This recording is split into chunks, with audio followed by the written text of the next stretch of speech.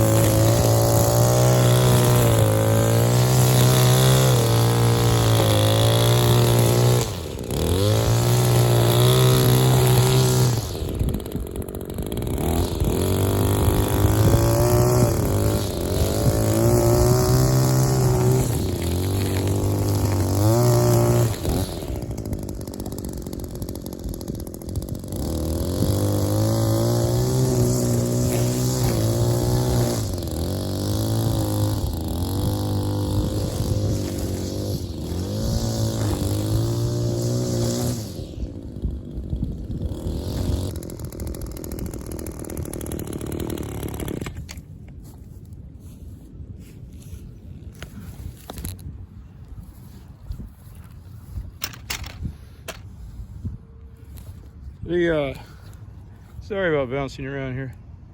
We had a lot of rain, so a lot of the grass that I usually mow is out in the water. And when I come out here, I try to cover up my arms because there's like some kind of burning chemical comes off some of these plants. And also, I don't have significant protection, but I bring always a little knife or something in my back pocket, just in case, you know, like a gator or something pop up out of there. And it wouldn't do much, but you stick them in the eye or something like that, and it might make them release. So it's better than having nothing but your thumb.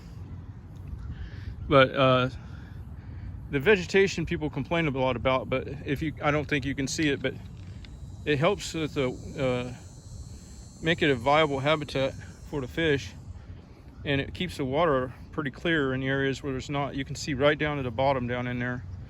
But I wanted to design a remote control mower, kind of like, not like the mower that I have that's remote control, but more like the four-wheel drive skateboard that I built that's remote control, except I don't need 4 drive motors. I just need 2 mounted higher on a cog drive belt, and then mount ATV flotation tires on it, 4 of them, and then some kind of mower head, and the machine would be able to go right across the top of the water and just trim off the tops of the vegetation and leave the bottom alone.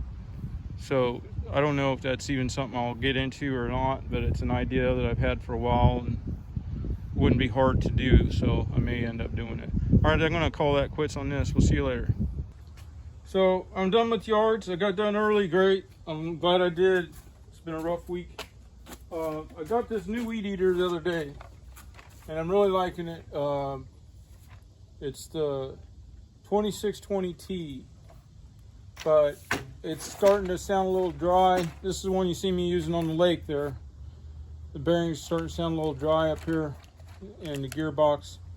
Now, I did find out too that the gear reduction is in the gear head. So if you're buying one and you're converting it to a split shaft or something, don't buy the T model, because you're not getting anything different in the motor side of it. It's the gear. You'll pay more for the T, I think, and the only difference is this gearbox. So, and technically, then that means that if you could find an old junk T model, you could convert any weed eater into a torque reduced gear reduction machine. But anyway, the bearings are starting to, you know, not too bad or anything, but I want to show you what I do on mine. I take the bolt out here and I put in a greaser. So hang on, let me get my stuff.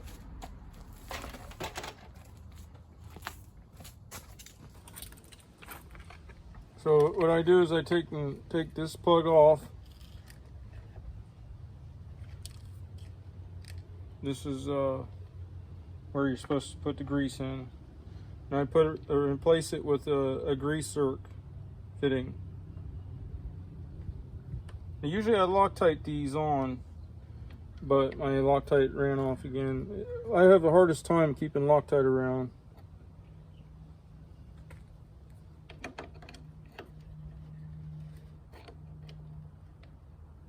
And the Loctite's not cheap.